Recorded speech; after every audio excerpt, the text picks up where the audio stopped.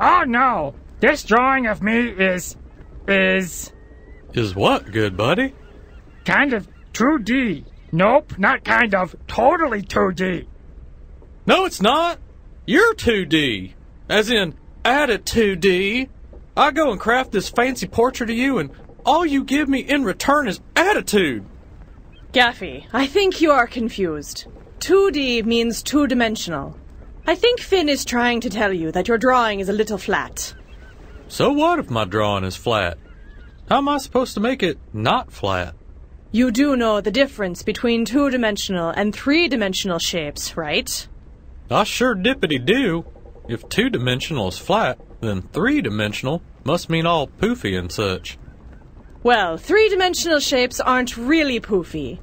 More like they have width, depth, and height.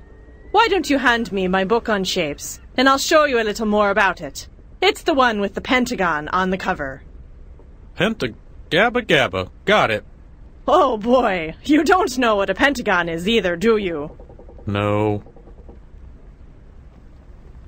Here, let me show you then. Here we go. A pentagon is a two-dimensional shape. There are many types of two-dimensional shapes. Two-dimensional shapes are made up of two main components, vertices and sides. A side is connected to the side next to it by vertices. So, vertices are the corners that connect the sides to each other? Look at the big brain on Gaffy. That's absolutely right. I'm sure you're already familiar with circles, squares, and triangles. Of course, Captain Lady Man Boss Friend. Do I look like I'm 3 years old? Looking like and thinking like completely different. Well, here is a diagram of even more shapes. A circle has one side, because it is continuous and has no vertices. A triangle has 3 sides and 3 vertices that connect those sides. There are also 4 different types of triangles. Yeah, but what's this one? Lantern all? Isn't that supposed to say square? A square is a type of quadrilateral. Quadrilaterals have 4 sides and 4 vertices, but not all quadrilaterals are squares. Wonderful. That'll make it easy on the old noggin.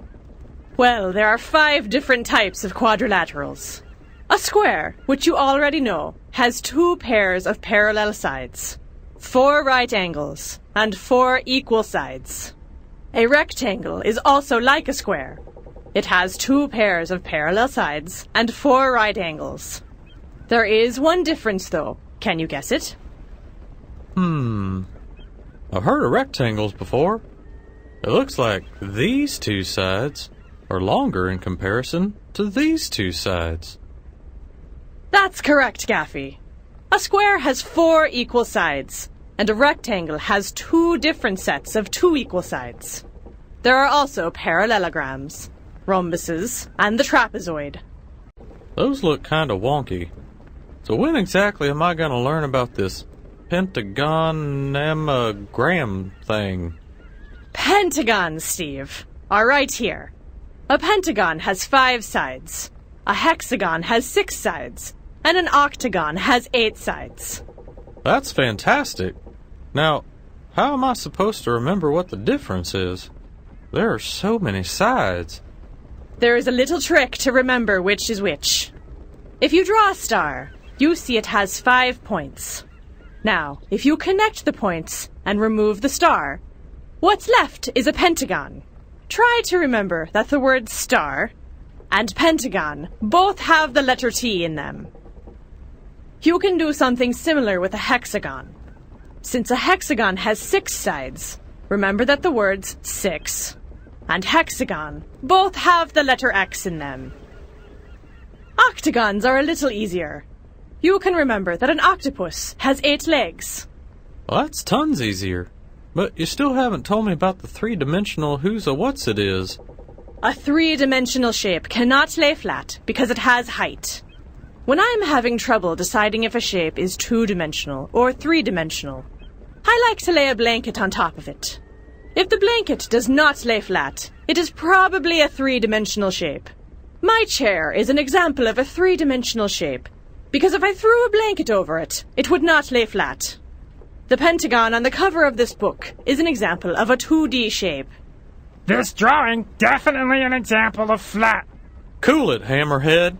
Let's just get back to the subject. Here is a chart that has some different types of three-dimensional shapes. Three-dimensional shapes have vertices, edges, and faces.